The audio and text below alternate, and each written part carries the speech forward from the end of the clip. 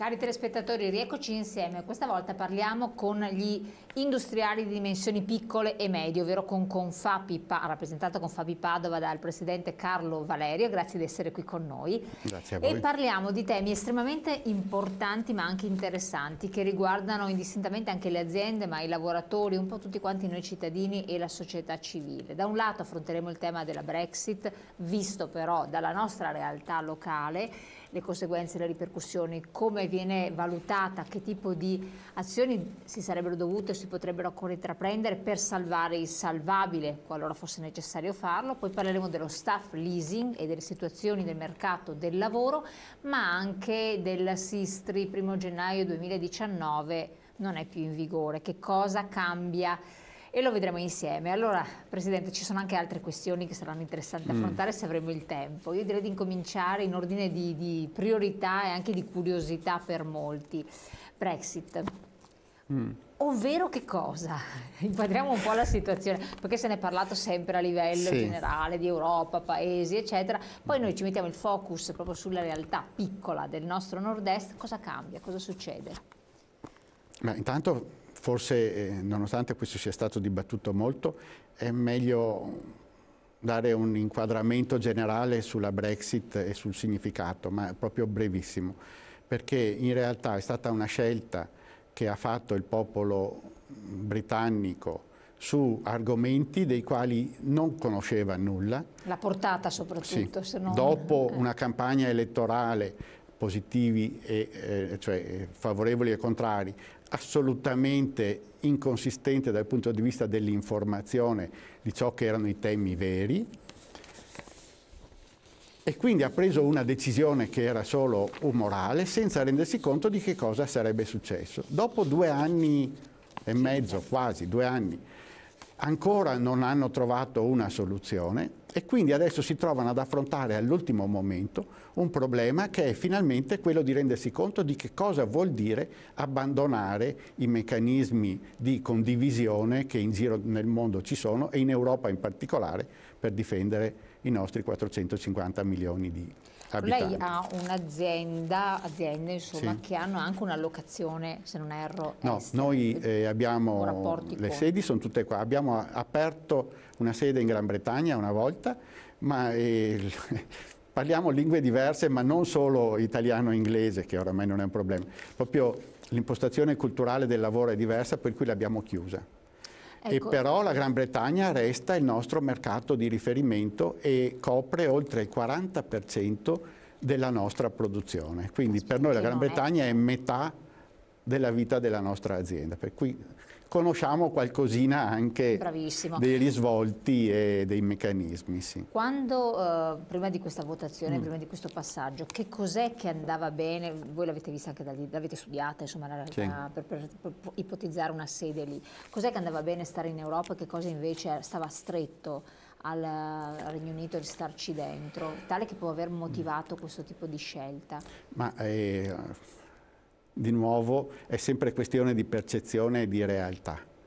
E la Gran Bretagna è sempre stata una nazione molto aperta, perché avendo l'impero inevitabilmente aveva fatto i conti con persone che venivano dalle culture e dai luoghi della terra più disparati, e quindi la cultura dell'accoglienza, dell'inclusione o comunque del confronto c'è sempre stata da loro.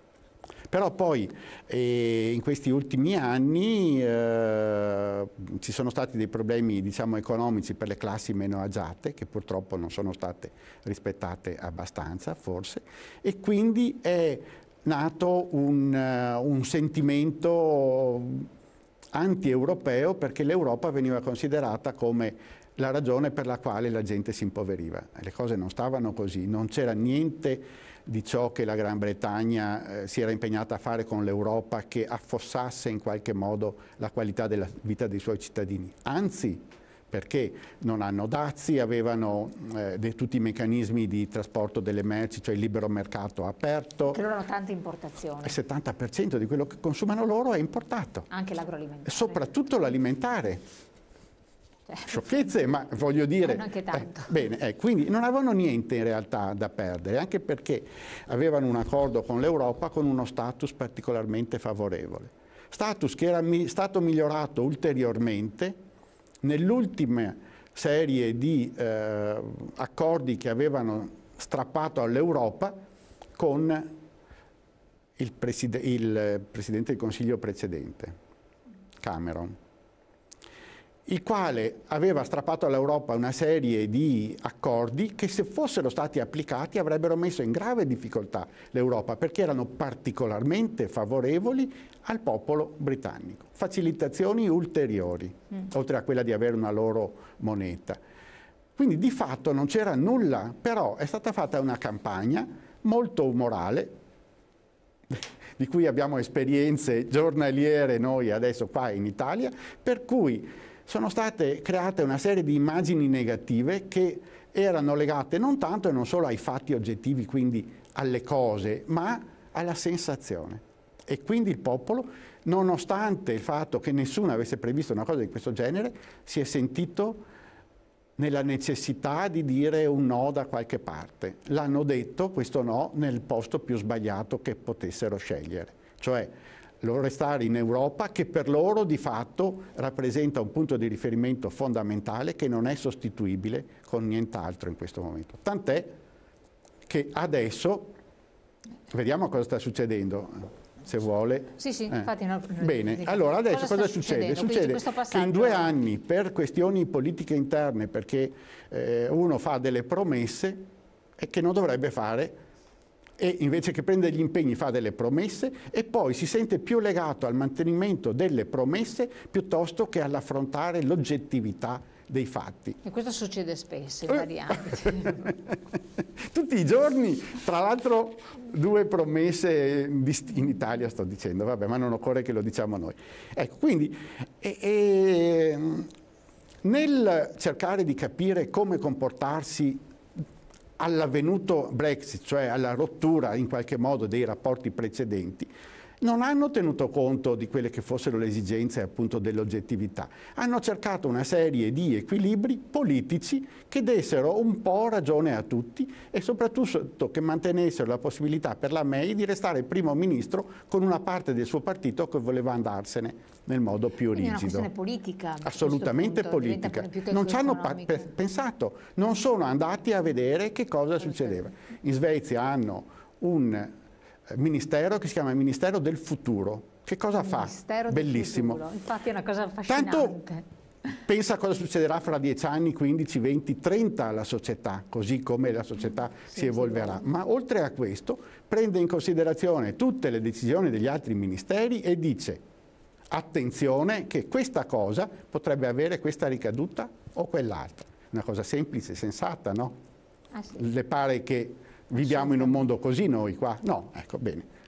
I termini sono più o meno questi sostanzialmente. Quindi nessuno si è chiesto che cosa succedesse, tutti hanno badato di più agli equilibri politici che c'erano e all'ultimo momento hanno cercato di trovare degli accordi. Accordi che non sono arrivati, ma adesso il paradosso qual è? È che è possibile che a un certo punto il Parlamento, cosa che avrebbe potuto fare allora perché non era vincolante il referendum, dica: articolo 50 non lo usiamo, cioè non applichiamo questa cosa, la Brexit non ci sarà più. Ma è secondo lei, anche dal punto di vista degli equilibri che si sono instaurati, delle istituzioni, è possibile ancora che avvenga? Non solo è possibile, ma è auspicabile, perché certo, i laburisti che sono all'opposizione e che probabilmente vinceranno le prossime elezioni, perché i conservatori stanno dando risultati drammatici a questo punto, sono favorevoli a restare in Europa, lo sono sempre stati. La loro campagna era a favore. Chi ha spostato in qualche modo è stato quel partito che era nato più o meno per uscire dall'Europa, che poi è scomparso politicamente, come succede a chi cavalca le tigri che per loro natura prima o poi se ne vanno. Ecco. E quindi nessuno lo vuole più. Il popolo ha cominciato a capire che ha delle conseguenze negative pesanti che saranno ulteriormente appesantite magari nel prossimo futuro. Cioè, per intenderci, i prodotti potrebbero aumentare del prezzo. Non solo i prodotti che aumentano del prezzo, c'è un altro problema che è quello che ogni grammo di qualsiasi cosa che entrerà in Gran Bretagna dovrà fare dogana. Ora, la maggioranza delle persone che ci ascoltano forse non ha la percezione di cosa vuol dire. Vuol dire che adesso un camion parte da qua e arriva a Londra, poi dovrà fare che cosa? Quegli stop che noi abbiamo con tutti i paesi dell'est. Quindi ti fermi in dogana, code di 2 giorni, 3 giorni, ti fanno tutti i controlli della merce e poi di là ripartono. Questo costa, non sono preparati a farlo perché non hanno le strutture burocratiche per farlo e quindi è un disastro. A noi stanno chiedendo insistentemente, ma non solo a noi, di triplicare i volumi delle consegne prima di marzo per essere almeno pronti per un certo periodo ad affrontare le ricadute. Queste non sono banalità, queste sono cose fondamentali. La Gran Bretagna ha già perso punti di PIL, ha una situazione sanitaria drammatica perché i medici erano in gran parte stranieri, moltissimi posti di lavoro nella finanza si sono spostati in Germania o in Italia perché le grosse organizzazioni hanno detto noi qua se questi escono dall'Europa non ci stiamo più, quindi ci sono delle ricadute oggettive. Però dicono che vorrebbero tutelare i lavoratori stranieri che hanno... È chiaro che adesso ci provano. Perché se no non avrebbero diciamo, persone sufficienti per rivestire vari ruoli. Però in realtà la Brexit dura di cui parlano i più oltranzisti nasce proprio dalla necessità di essere padroni a casa nostra. Cosa che è comunque garantita. Anche perché la moneta loro se la sono tenuta, non sono neanche passati. Certo che se la sono tenuta, però loro hanno in mente di riprendere i contatti con il loro ex impero, ma le cose sono cambiate perché il loro ex impero afferisce già a gruppi economici diversi, i canadesi con gli americani, India e Cina vanno da soli e sono continenti, l'Australia comunque è organizzata con l'Europa perché gli inglesi non hanno grande produzione, quindi i prodotti gli australiani li prendono in Europa e anche in Italia, quindi non c'è questa possibilità. Finalmente questo l'hanno capito tutti, ma nessuno aveva il coraggio di dirlo prima. Vogliamo arrivare a questo. Ecco, ma in Europa comunque gli operatori economici, quindi voi industriali, da piccoli, medi, anche grandi, sì, avrete una rappresentanza, avete avuto modo di confrontarvi anche con il settore produttivo, economico della Gran Bretagna o no? Per valutare, come si dice, più concretamente la situazione? No, io credo proprio di no e questo comunque non può essere lasciato alle associazioni di categoria, le quali peraltro sono parecchie e non una sola. Questo avrebbe dovuto farlo il governo. Stamattina sentivo che il governo ha già allo studio un pacchetto per puntellare in qualche modo i possibili crolli legati all'introduzione della Brexit rigida, cioè tutto torna indietro a tutte le regole piccole. Io me lo auguro perché molte aziende saranno in difficoltà, sarebbero in difficoltà anche in prospettiva perché nel momento in cui loro ad oggi importano e dovessero trovarsi fuori, probabilmente troverebbero più comodo tornare alle produzioni che avevano abbandonato per non avere il problema di doverle importare e questo potrebbe diventare una diminuzione dei volumi di produzione italiana che vanno di là. Ma sarebbero in grado di sopperire, secondo lei, realisticamente? Cioè anche sopperire internamente? Loro? Perché ci sono degli esempi. L'industria automobilistica britannica era completamente fallita e scomparsa. Quando gli stranieri hanno comprato i marchi tipo Rover, tipo Jaguar, quelli di qualità, hanno ricominciato a produrre là, nonostante tutti i terrori che dicono arrivano gli stranieri, producono là, producono di qualità e esportano nel resto del mondo. Quindi questi meccanismi esistono, potrebbero eventualmente essere messi in atto di nuovo, ma questo è uno degli scenari. L'altro scenario è quello che se loro imponessero dei dazi, cioè entra la merce, devi pagare, questi dazi o devono essere pagati dalle aziende esportatrici, quindi riducendo i propri margini, o se no diventano un aumento di costi di là. Cioè diventa già con i cambi non è favorevole, quindi diventa abbastanza pazzesco. Allora dal punto di vista interno, siccome non è che è coinvolta la sua azienda, anziché un'altra, ma settori, comparti interi, quindi la preoccupazione è abbastanza diffusa. Che cosa si può fare in questo momento? Cosa può essere fatto in futuro, secondo lei? Se c'è una prospettiva. Allora, in questo momento, a 20 giorni dall'eventuale Brexit senza nessun accordo, non può essere fatto nulla. E del resto, però, sempre di più la sensazione è quella che non sarà necessario fare molto, perché stanno tornando indietro in qualche modo. Quindi lei dice ci sarà un ritorno, non Ce lo auguriamo tutti, rottura. magari avessi il potere di dire ci sarà e poi succede così, perché sarebbe nella convenienza di tutti, ma sono talmente tanti gli elementi negativi che loro dovrebbero affrontare, valutare e risolvere, che molto probabilmente in un modo o nell'altro questa cosa verrà diluita parecchio. Ce lo auguriamo, perché ad oggi non possiamo fare niente di diverso. Dopodiché, come al solito, con la buona volontà e il sacrificio e l'impegno, le aziende italiane eventualmente troveranno le loro strade comunque per continuare, quelle che si sono strutturate per poter affrontare anche sconvolgimenti come questi. Assolutamente. Oltre al mercato, appunto il Regno Unito, che comunque è interessante perché proprio per la loro connotazione hanno un import mostruoso. Quali altri mercati allo stato attuale sono interessanti per l'Italia, tanto per cui moltissime piccole e medie aziende che voi rappresentate, anche del territorio padovano, sono andate bene, cioè il Veneto è cresciuto, si è risollevato rapidamente dalla crisi, abbracciando e allacciando quali mercati? Allora, è abbastanza trasversale la cosa. Diciamo che grazie all'immagine che l'Italia ha all'estero e che invece non ha come percezione di se stessa in Italia, il prodotto italiano, qualsiasi esso sia, in qualsiasi settore, vale alla vendita per ciò che pagano localmente dal 20 al 30% in più, perché è italiano. Questa cosa stupisce sempre tutti, ma se una cosa è italiana ed è fatta davvero in Italia, sì. Quindi Made in Italy funziona? Assolutamente, è questo che funziona. Chiaramente funziona per le cose che abbiano un valore che in qualche modo si porti dietro la tradizione italiana. Quindi tutto l'agroalimentare è in spinta fortissima. E non è che sia solo in Cina o solo... Cioè, dopo naturalmente ogni settore ha le sue, i suoi campi di applicazione, le sue nazioni di riferimento. Però è abbastanza generale la cosa, perché anche nella meccanica, che è uno degli elementi forti dell'Italia, noi siamo molto apprezzati, tanto quanto i tedeschi, a volte anche di più. L'Italia è comunque sia sempre la seconda manifattura europea dopo i tedeschi, perché anche questo ce lo dimentichiamo a volte. È tutto l'abbigliamento, l'agroalimentare e poi altre nicchie che comunque sia consentono alle aziende che si siano organizzate, nonostante sia mancato assolutamente l'aiuto dello Stato, si sono organizzate e hanno creato questi mercati che fortunatamente usufruiscono dell'immagine Italia, del Made in Italy. Questo è davvero il nostro per continuare in questo senso, ma per poter crescere, perché poi come sempre c'è sempre qualche rischio dietro la porta, cosa sarebbe necessario fare secondo voi?